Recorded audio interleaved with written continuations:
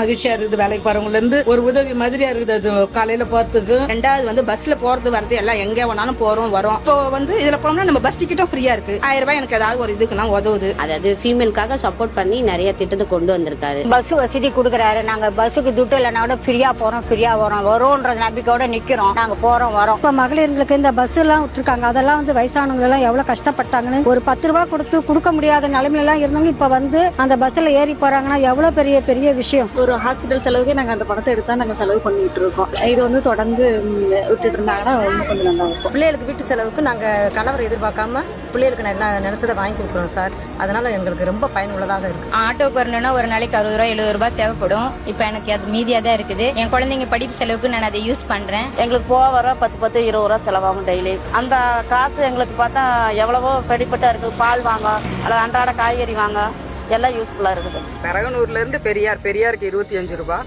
அப்புறம் பெரியார்ல இருந்து திருமங்கலம் அதுக்கு 27 ரூபாய். ஆக மொத்தம் மாசம் ஒரு 3200 ரூபாய் கிட்ட மிச்சமாகுது. எனக்கு ஒரு நாளைக்கு பச்சாச்சு எப்படியும் 30 ரூபாய் கிட்ட வரும். மாசம் 900 ரூபாய் செலவாகுது. ஆனா நான் இப்ப பஸ் ஃப்ரீயா விடவும் எனக்கு அந்த 900 ரூபாய் மிச்சமாகுது. பிள்ளைகளுக்கு அதை நான் செலவுகளை பண்ற மாதிரி இருக்கு. நான் ரொம்ப கஷ்டப்பட்ட ஃபேமிலில இருந்து வந்தவன். எனக்கு இந்த இலவச பஸ் விட்டது எனக்கு ரொம்ப பெருமையா இருக்கு. டெய்லி வந்து பஸ் பேர் வந்து ஒரு 15ல இருந்து 20 ரூபாய் வரைக்கும் மீதி ஆகுது. ஒரு மாசத்துக்கு வந்து 800 ரூபாய் அந்த வகையில சேமிப்பு அப்படிங்கறத நாங்க பயனடைகிறோம். 1700 ரூபாய் மாசம் ஒரு டீ குடிச்சாலும் 1800 ரூபாய் வருது. இப்ப வந்து 1800 ரூபாய் இன்னையில இருந்து எங்களுக்கு கொஞ்சம் ஒரு உதவியா இருக்கு. 30 ரூபாய் 35 ரூபாய்க்கு மேல மீதமாகிறது. அந்த மீதமானது எங்களுக்கு உபயோகரமா இருக்குது. பஸ்ஸுக்கு காசே இல்லைனாலும் நம்ம பயணிக்கலாம். எந்த ஊர் வரைக்கும் கோயம்புத்தூர் வெட்டி பல்லடம் தாண்டி எங்கேனாலும் போகலாம் வரலாம். முக்கியமான காரியங்களுக்கு போயிட்டு வரலாம். நம்ம வீட்டையே எதிர்பார்த்துட்டு இருக்க வேண்டியது இல்லை. அப்படிங்கிற ஒரு எல்லா பெண்மணிகளுக்கும் ஒரு நல்ல ஒரு உதவிகரமான திட்டத்தை தான் நம்ம முதல்வர் ஸ்டாலின் ஐயா மக்களுக்கு செய்து கொடுத்திருக்காரு. பஸ்ல காய்கறி ஏத்தி இறக்கத்துக்குள்ள போதும் ஆயிடும். மகராசம் ஃப்ரீயா பஸ் விட்டுக்கிறாரு. அதனால ஏதோ 150 மிஞ்சுது. அது குடும்ப செலவுக்கு ஆகுதுமா. சிந்தாமல இருந்து கல்லம்பலுக்கு அப்பள கம்பெனிக்கு வேலைக்கு போறேன். ஒரு நாளைக்கு வந்து பஸ் அரிசி மட்டும் போக வர 70 ரூபா வரும். இப்ப வந்து தலைவர் அறிவிச்சதுனால எங்களுக்கு அந்த பஸ் அரிசி மிச்சமாயிருது. அதனால வீட்டுக்காரர் நாங்க எதிர்பார்க்க தேவையில்லை. அவங்களுக்கு வந்து மாசம் ஒரு 1500 ரூபாய் 2000 ரூபாய் கிடைக்கும். ஏன்னா அந்த லக்கேஜ் காசு கேட்பான், கேள்வி போய் வருது. அதுக்காக அதுவும் வரவேற்பு திட்டம் தான். பஸ் வசதி கொடுக்குறாரு. நாங்க பஸ்ஸுக்கு துட்டு இல்லைனா கூட ஃப்ரீயா போறோம், ஃப்ரீயா வரோம்ன்ற நம்பிக்கையோட நிக்கிறோம். நாங்க போறோம் வரோம். தினமும் வந்து இந்த இலவச பேருந்துல வந்து செலவு பண்ணும்போது எனக்கு வந்து காசு கொஞ்சம் சேவ் ஆகுது. அதனால எனக்கு வந்து போட்டு வர்றதுக்கே ஒரு 20 40 மேல ஆகிடுது 50.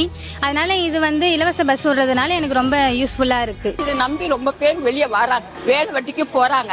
அது எல்லாருக்கும் பெண்களுக்கு காலேஜ் பிள்ளைங்களுக்கு எல்லாருக்கும் ஃப்ரீ கொடுக்கும்போது ரொம்ப சந்தோஷம். காலையில வேலைக்கு போறாங்கன்னா நம்மளால டெய்லி 20 ரூபாய் 30 ரூபாய் சண்டை போடுறதை விட அந்த இலவச பேருந்து விட்டார் பத்தியா முதலமைச்சர், அது ரொம்ப வரவேற்கத்தக்கதா இருக்கு. பெண்களுக்கு எல்லாம் இலவசமா பஸ் யாரும் போனது கிடையாது. ஒரு சிலர்லாம் கஷ்டம். எங்க அம்மா வந்து ஃப்ரீயா பஸ்ல போயிட்டு பஸ்ல வராங்க. எங்ககிட்ட ஃபர்ஸ்ட்லாம் பஸ் காசு கேட்பான், பைக்ல டிராப் பண்ண ஒரு பிரச்சனையா இருக்கும். அதெல்லாம் பிரச்சனை கிடையாது. அவங்களே போறாங்க, பஸ் ஏறாங்க வராங்க, இலவசமா போறதுனால அதெல்லாம் யூஸா இருக்கு. முதையோட இப்போ வந்து ரொம்ப யூஸ்ஃபுல்லா இருக்கு ஃப்ரீ பஸ்ன்றது. இதை காசு செலவாகும்னு சொல்லிட்டு வெளியே போகாம இருந்தாங்க. இப்போ வந்து எல்லாத்துக்குமே ரொம்ப யூஸா இருக்கு. ஏன்னா 100 ரூபாய் 500 ரூபாய் கொடுத்து ஆட்டோல போறதோட பஸ்ல அழகா ஃப்ரீயா போய் இறங்கி வருது. ஏன்னா வேலைக்கு போற பெண்கள் நம்ம மாவட்டத்திலயோ இல்ல நம்ம மாநிலங்கள் அளவில் பார்த்துமே அதிகம் தான். அவங்க எல்லாருக்குமே வந்து ஒரு பஸ் பாஸ் வந்து முதியோர்களுக்கு கொடுத்தது போக இனி மகளிர் மொத்த பேருக்கும் கொடுத்தாங்கிறது பெரிய விஷயம். அது மாதிரி ஒரு சின்ன குடும்பம்லாம் கொஞ்சம் கஷ்டப்படுற குடும்பம்லாம் எவ்வளவு பேர் இருக்காங்க. அவங்களுக்கு எல்லாம் இந்த உதவி வந்து ரொம்ப பெரிய ஒரு உதவியா இருக்குங்க. முதலமைச்சருக்கு தான் இது முதல்ல நன்றி சொல்லுங்க. பஸ் கூட வழி இல்லாம இருக்கிற ஏழைங்க இருக்கிறோம். அவங்களுக்கு இலவச பாஸ், பஸ்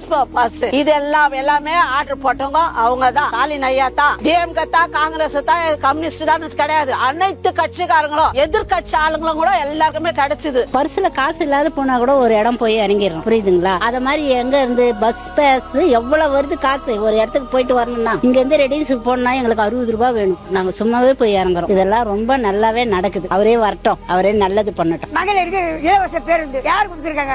போற பஸ் எல்லாமே 21ல பாருங்க எல்லாமே ஃப்ரீ.